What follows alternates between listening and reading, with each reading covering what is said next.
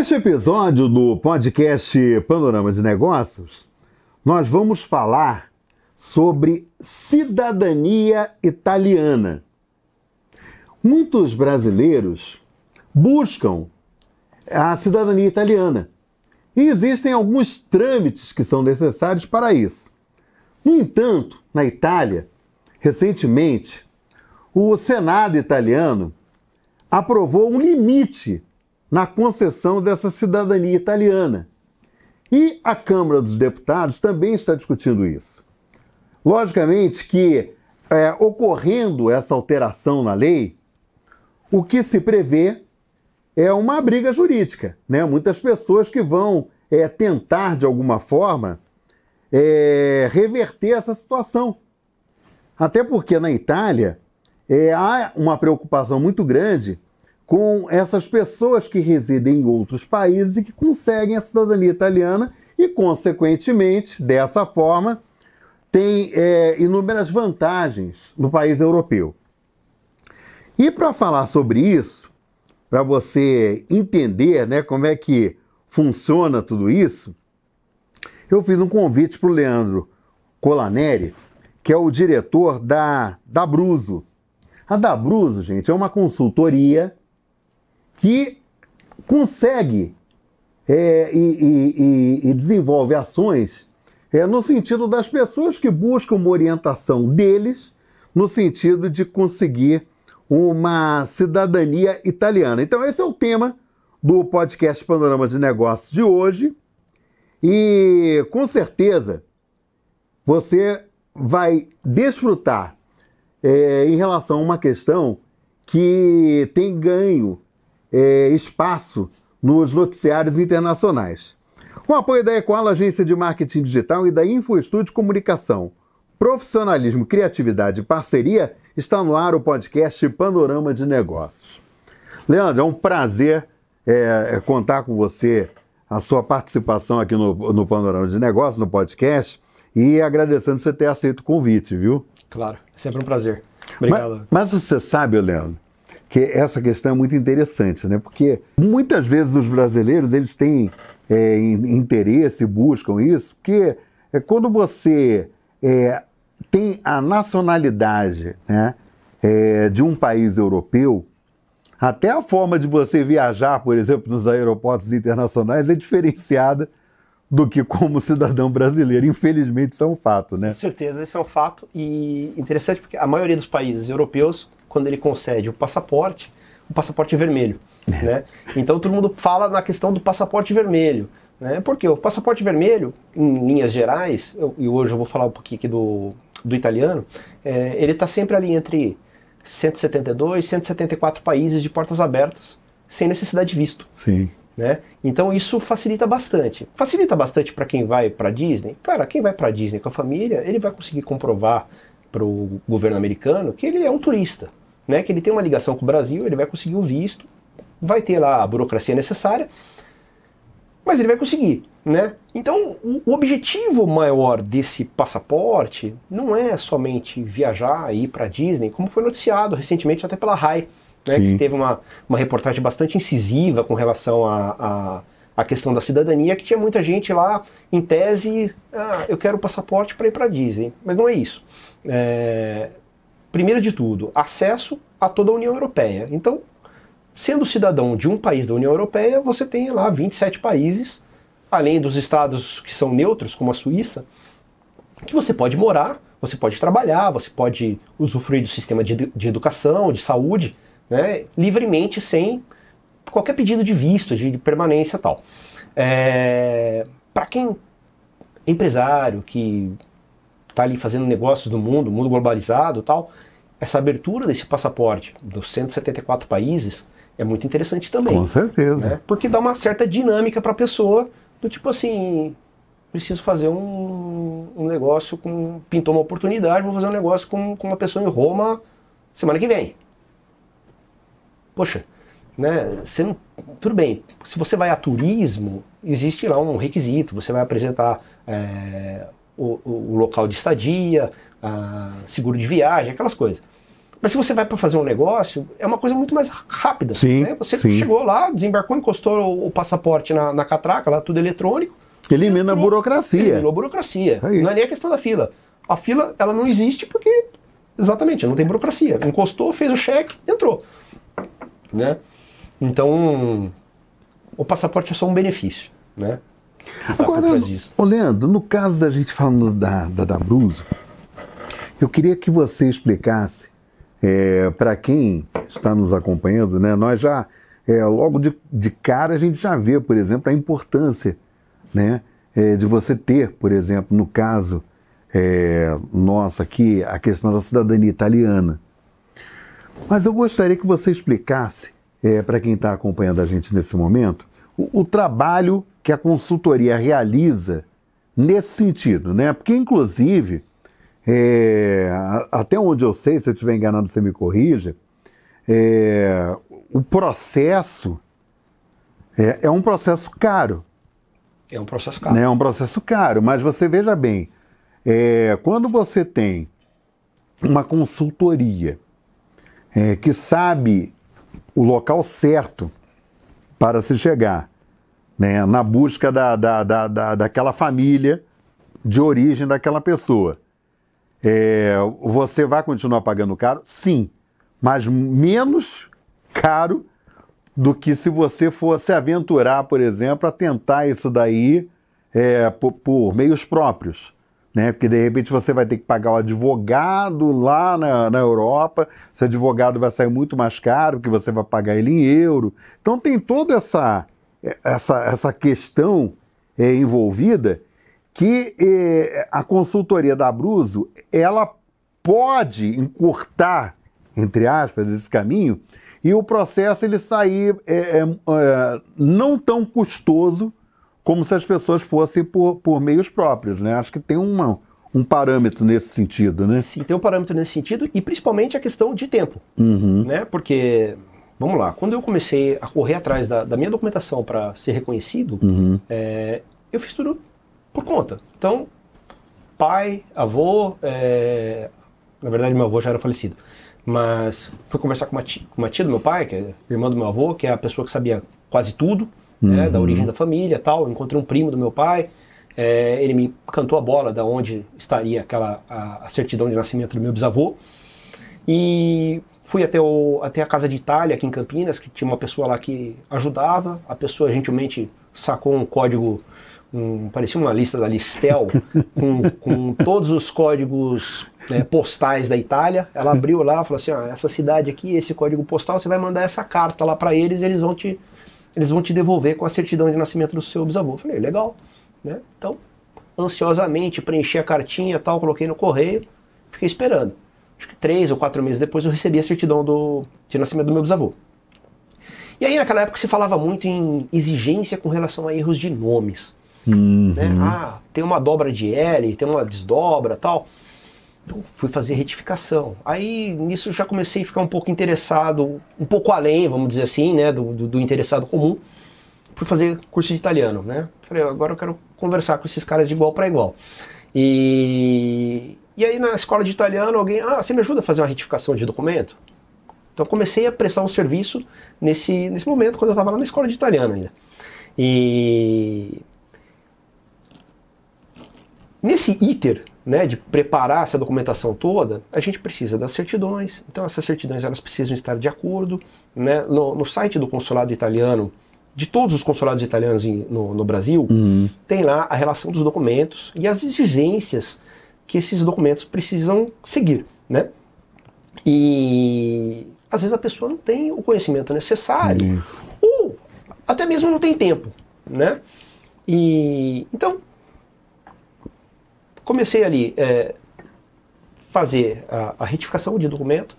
Depois precisa, com o documento retificado, né, que agora está tudo em ordem, de acordo com o documento italiano.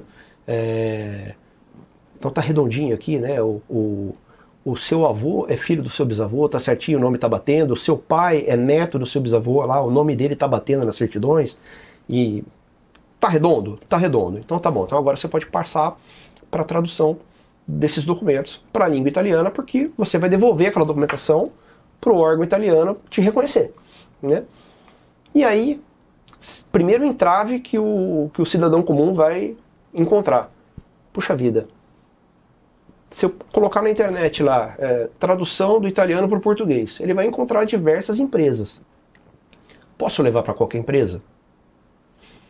Em tese não. Por quê? O tradutor tem que ser o tradutor juramentado, aquele que está inscrito na junta comercial, né, como tradutor público, que tem fé pública. É esse cara que a gente precisa para traduzir esses documentos. Muitas vezes esse tradutor que tem a fé pública, ele tem alguns escritórios de apoio que dão um pouco de vazão do serviço dele. Né? Porque ele não dá conta de fazer tudo. É um negócio. Sim, né? sim. E aí, às vezes, você acaba vendo que tem uma tradução que tem uma qualidade melhor do que a outra. Então, buscando facilitar todo esse processo, né, eu acabei filtrando alguns tradutores que funcionam muito bem, né, que tem um preço bom, um prazo de entrega boa e, sobretudo, a qualidade do serviço. Né, e isso é muito importante para fazer a preparação da pasta, né, que todo mundo chama por pasta. Né? Estou com a pasta pronta. O que é a pasta pronta? São todas as certidões que são necessárias para o reconhecimento dessa pessoa. E aí, no caso, Leandro, eu achei interessante porque você detalha, né, para quem está nos acompanhando, como é que é esse processo. E assim, num primeiro momento, as pessoas pensam, por exemplo, que é muito fácil. Né? As pessoas imaginam assim, eu posso pegar um tradutor aqui, né? E não é, na verdade, qualquer tradutor, né? Você precisa ter esse tradutor juramentado, né, que você diz. Ele vai ser inscrito numa junta comercial, né? Então, em São Paulo, Rio de Janeiro, Paraná, Brasília, né? E ele tem fé pública, né? Tal qual o oficial do cartório que vai expedir a sua certidão de nascimento. Né? Agora vem cá, o Leandro, por exemplo, a pessoa vai e ela consegue essa cidadania italiana, né? Obviamente que ela, a gente falou logo no início, né, sobre essa questão das viagens internacionais, nos aeroportos e tudo mais, dos países da comunidade europeia, né, da União Europeia. Mas é óbvio, por exemplo, se essa pessoa, por exemplo, ela for à Itália, ela vai também ter uma série de outras vantagens, porque ela é um cidadão italiano. Né? Então, por exemplo, além dessa questão da viagem e tudo mais, você poderia citar para a gente, por exemplo, outras vantagens que essa pessoa com cidadania italiana ela teria na Itália? Na Itália, residir legalmente em qualquer cidade que ela quiser, né?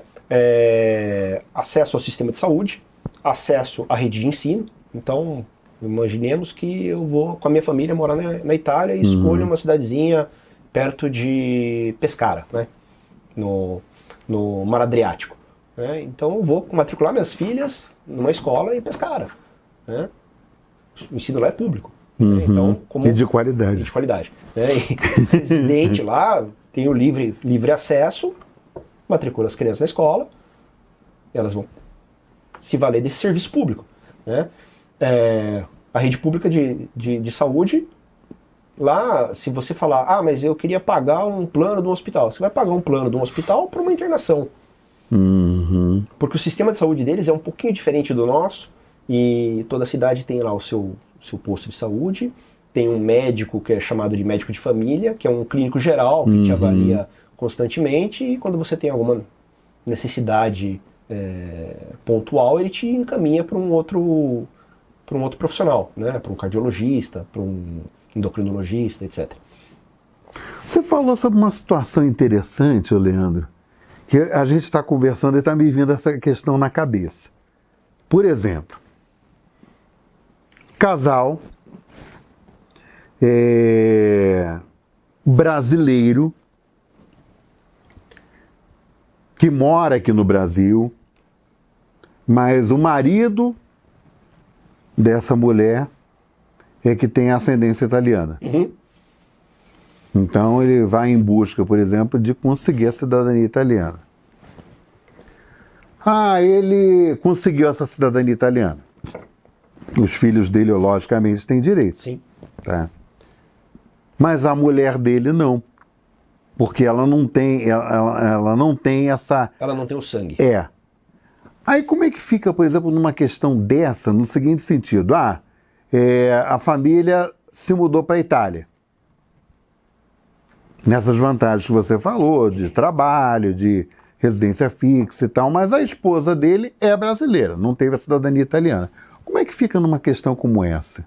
Bom, existe uma questão que é chamada de agrupamento familiar. Uhum. Então, ele sendo cidadão, os filhos cidadãos também, ele vai para a Itália e consegue para ela o permesso de soggiorno. O permesso de soggiorno é um visto provisório. Uhum. Depois de um ano, ele se torna carta de soggiorno, que aí ela tem um visto de 5 anos. Permanência legal no país, 5 anos, pode trabalhar, pode se valer do sistema de saúde, pode se valer da rede de ensino, etc. Né? É um estrangeiro com residência legal na Itália. Né? Isso vale também em toda a União Europeia. Tá? Mas a questão do casamento tem um detalhe importante. A mulher ou o marido, não sendo italiano, casado com um cidadão italiano, pode se naturalizar em função do matrimônio. Né? Tem prazo a ser cumprido, 3 anos ou 1 ano e meio com filhos dessa união. O domínio do idioma, que seria, inclusive, uma das exigências agora desse decreto que foi convertido em lei. Né? Então, dominar o idioma no nível médio, que é chamado de B1, né? A, B e C, B1 é o intermediário. Né? Então, o domínio do idioma e uma certidão negativa de crimes federais que a gente obtém na Polícia Federal, da base da residência da pessoa. Isso é suficiente para a pessoa se naturalizar pelo matrimônio. Né? Eu vou começar o processo agora, já posso pôr a minha esposa, posso pôr meu marido? Nesse momento, não. Você primeiro faz o seu processo, você é reconhecido e depois o cônjuge pode se naturalizar. Na verdade tem um trâmite, mas é interessante porque possibilita, né, esse cônjuge que não tenha, por exemplo, essa questão da cidadania italiana, a probabilidade dele se instalar por um prazo de 5 anos, mas aí passou esse prazo de 5 anos. Esse prazo é renovado novamente? Se renova. A cada 5 anos. 5 anos. Tá. Porque assim, o direito a uma cidadania italiana não existe essa possibilidade. Existe uma segunda possibilidade se a pessoa residir na Itália há mais de 10 anos, residência legal, permanência legal, meios próprios de subsistência, ele pode se tornar cidadão também. Tá. Quer dizer, são pontos importantes e distintos, né? Sim. Agora, existe uma preocupação muito grande, e logo na abertura do podcast eu falei sobre isso, que existe uma mobilização política na Itália, envolvendo o Senado, envolvendo a Câmara, de limitar essa cidadania italiana em países estrangeiros. Né? Como é que fica uma situação como essa, Leandro? Porque, por exemplo, a gente sabe que a partir daí, e o judiciário, quando é provocado em qualquer local do mundo, né, ele tem que dar uma resposta àquilo que ele está sendo provocado. E, obviamente, que essa questão, muita gente vai entrar com processo na justiça, né, para rever uma situação como essa. Né? E lá na Itália, a gente estava conversando, antes de nós entrarmos no ar, e o Leandro estava me falando, por exemplo, que lá na Itália existe como se fosse a nossa Suprema Corte aqui no Brasil, só que um detalhe super interessante, eles têm uma autonomia muito superior sob o ponto de vista de poder, né? Aí eu queria que você explicasse para quem está nos acompanhando, que eu achei muito legal quando você falou para mim e comentou sobre isso, porque é uma coisa que eu, por exemplo, desconhecia, com certeza. Quem está nos acompanhando desconhece também. Vamos lá. Antes de a gente chegar na questão da Corte, Corte Constitucional, hoje, quando a pessoa faz o pedido de reconhecimento, ela tem 3 caminhos. O primeiro é o caminho do consulado, né, que agora vai ser um pouco prejudicado, porque tinha muita gente na fila. Aqui em São Paulo tinha uma fila de 10 anos de espera para ser atendido. Tem o caminho da residência, né, então você se registra como residente no exterior, na Itália, ainda que sendo turista, confirma a residência e dá entrada no pedido de reconhecimento. E você se torna cidadão ali no prazo da lei, que até então falava em 90 dias para ser concedida a cidadania. Tem alguns pormenores ali depois que a gente pode explorar. E o terceiro caminho é o judicial. O judicial ele veio para cumprir, para suplantar a má qualidade da prestação de serviço público da Itália através da representação consular, porque existe uma lei que trata os processos administrativos com um prazo máximo de 730 dias. 730 dias são 2 anos. Sim. Se a fila é de 10, então ele não está cumprindo com a lei. Então esse é um motivo de um processo judicial. Passar por cima dessa ineficácia do sistema administrativo deles. O outro caminho é a segunda via do processo judicial, dizia respeito com relação à questão da via materna. Antes de 1948, a mulher ela passava a pertencer à cidadania do marido. Então aquela italianada que veio, né, na imigração antes da Segunda Guerra e chegou aqui, a mulher conheceu um espanhol, conheceu um português, ou mesmo casou com um brasileiro, ela perdia a cidadania dela e ela não transmitia a cidadania para os filhos. Nossa. Então, por conta do texto da lei dizer que italiano é filho de italiano, existia uma interpretação literal, né? Não uma interpretação extensiva. E aí o judiciário veio para aplicar uma interpretação extensiva, porque a Constituição de 1948 na Itália, ela, no artigo 3º, ela estabelece direito de condições de igualdade entre as pessoas, né? Pois bem, então a gente tem 2 caminhos administrativos e 2 caminhos judiciais em função dessas questões administrativas. Agora, com relação ao decreto do dia 28 de março, que é o decreto 36, convertido em lei, também em cima do artigo 3º da Constituição, esse decreto vem diferenciando os cidadãos. Então ele acaba criando o cidadão de primeira e segunda classe. Por quê?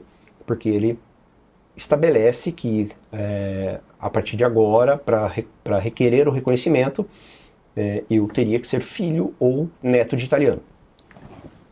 Eu sou bisneto. Então eu não poderia requerer essa cidadania. E a lei dizia, italiano é filho de italiano. Então ela já conhecia esses italianos como tal a partir do momento do nascimento. Então, sendo o reconhecimento um ato administrativo. A parte disso, então ele cria um cidadão de primeira e segunda classe, por estabelecer um limite. E segundo, tudo bem, meu pai é reconhecido italiano, eu sou filho dele. O italiano precisa, se o italiano nasceu no exterior, ele precisa ter residido pelo menos 2 anos na Itália. Tá. Então ele criou um critério. Sim. Que limitou muito, né? E pior, quando promulgou o decreto em 28 de março, ele disse o seguinte: quem pediu até ontem, 27 de março, tudo bem. A partir de hoje, não pode pedir mais. Fala, peraí, como que é isso? Né? Sendo que a lei garante que a gente é cidadão desde o nascimento. Sim. Então ele criou um critério de retroatividade dessa lei. Ela retroagiu no momento que você nasceu. Porque você não fez o pedido. Verdade. Entendeu? Então, acredita-se de que haverá uma enxurrada de processos. Né? E sendo o processo uma maneira de coibir essas irregularidades, né, seja da lei, seja de interpretação, seja do serviço público e tal, num processo você pode juntar a família toda, 10 pessoas, e em conjunto falar assim, queremos questionar isso e quero ser reconhecido. Né, porque a lei me garante esse direito, né, e agora essa nova lei, ela fere a Constituição Federal, né, a Constituição italiana. Então acredito que o processo judicial ele não vai acabar. Pelo contrário, vai ampliar, né? Vai ampliar, né? E se uma das justificativas desse decreto era a quantidade de processos, foi um tiro no pé. Com certeza. E outra coisa que é interessante é sobre essa questão do Supremo. Assim, que eu comentei que eu achei super interessante que você quando falou. a gente dá entrada no processo, ele vai para um chamado tribunal ordinário, né, que é uma vara comum. Né? Dada a sentença nesse tribunal ordinário, cabe recurso para a Corte de Apelo, que seria o nosso Tribunal de Justiça aqui no Brasil. Né? E depois disso tem a Corte de Cassação. Né? A Corte de Cassação seria o STJ. Sim. E tem a Corte Constitucional, que é a corte que avalia os julgamentos em função da constitucionalidade das leis invocadas. E aí, esse daí, por exemplo, que tem um poder, inclusive, a parte que se compare mais ou menos ao Supremo. Alguns chamam de quarto poder, né? Seria, a gente teria o Executivo, o Legislativo, o Judiciário e a Corte Constitucional como um quarto poder. É muito interessante, né? Muito. Quer dizer, no caso, por exemplo, essa enxurrada de processos, por exemplo, que vão surgir em decorrência dessa alteração na lei, tá? Você acredita que ela atinja, por exemplo, esse quarto poder, ou de repente vai ter condição de se resolver isso no judiciário aqui em instâncias menores, vamos dizer assim? Vai se resolver em instâncias menores, né? Porém, vai ser necessário que um processo que seja iniciado nessas instâncias inferiores chegue primeiro na Corte Constitucional. Então, vamos admitir que um processo seu seja o primeiro dessa leva que vai chegar lá, porque foi mais rápido. Né? Hoje, quando a gente entra com um processo na Itália, a gente respeita a cidade de nascimento do Dante Causa, que é o cidadão de origem. Né? No meu caso, seria meu bisavô. Né? Então, qual que é o tribunal competente? Né? No meu caso, hoje, seria o Tribunal de L'Aquila, que é na região de Abruzzo.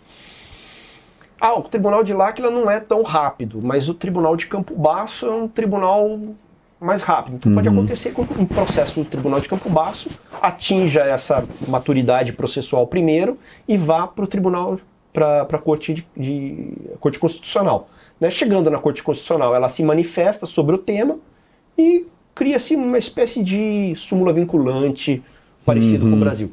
Né? Sim. Já tem um precedente constitucional. Já é suficiente.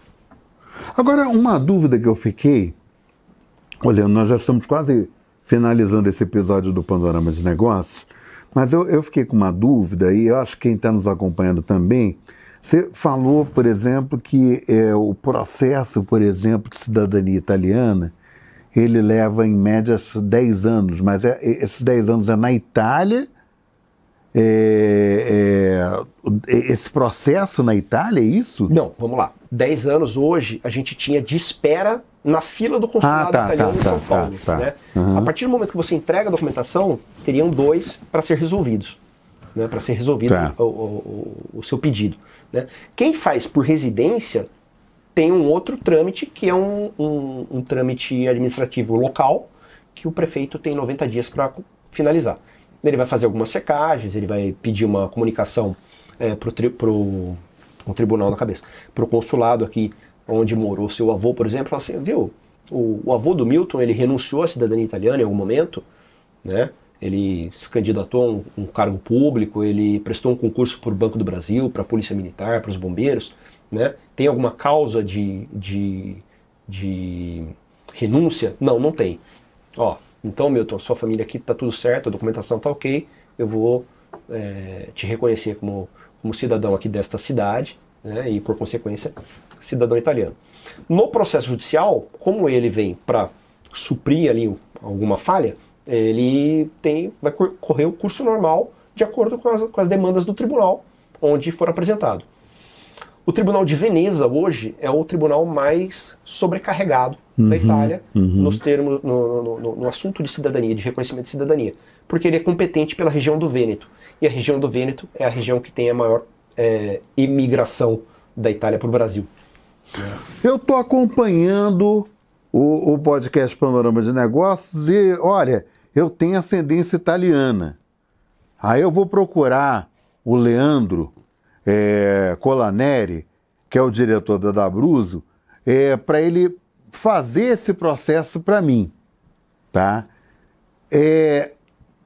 Claro, né, por você ser uma consultoria, você já sabe os trâmites, por exemplo, e você já sabe os locais, né, que você pode atuar no sentido de minimizar o tempo desse processo. Tá? Por que eu estou colocando isso? Porque as pessoas ouviram, tem os 10 anos, aí tem os 2 anos. Mas se eu for lá na Abruzzo, esse processo, por exemplo, ele pode levar quanto tempo? Não sei se você entendeu o que eu quis colocar para quem está. Só para as pessoas terem uma ideia. A gente precisa dividir esse processo em 2 fases. Eu chamo de fase Brasil e fase Itália.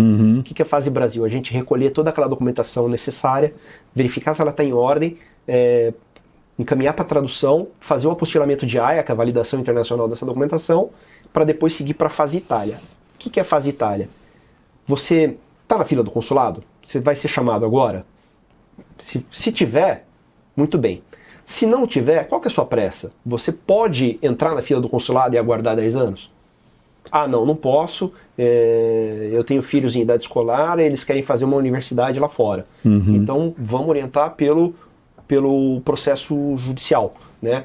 Eu tenho muita urgência. Então, se tem muita urgência, o caminho mais rápido é o caminho da residência. Né? E sendo o caminho da residência, aí a gente precisa de um parceiro na Itália para receber essa pessoa e fazer o processo lá, presencialmente, dentro do prazo de 90 dias.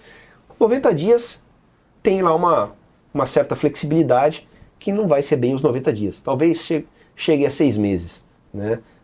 Aquele papo de que fui lá e fiquei 1 mês, acabou, isso não existe mais. Né? Até por conta dos escândalos que tiveram, e a fiscalização, polícia em cima e tal.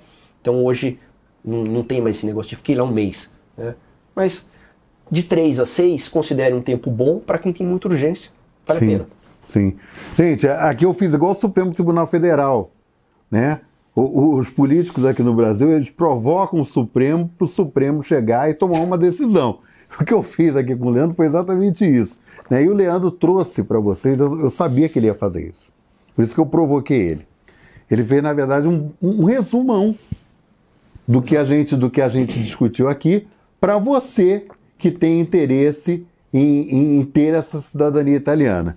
Ô, Leandro, te agradeço bastante, eu achei que foi super interessante. Eu acho que vai ter muita mudança por aí nesse processo. Fica o convite para você voltar uma outra vez aqui, porque eu acho que a gente vai ter sempre alguma coisa interessante para o nosso público que acompanha aí o Panorama de Negócios. Obrigado aí por ter aceito o convite, viu? Imagina, eu que agradeço a oportunidade de contribuir. E você pode ver e rever esse episódio com o Leandro Colaneri quantas e quantas vezes você quiser no canal do Panorama de Negócios no YouTube.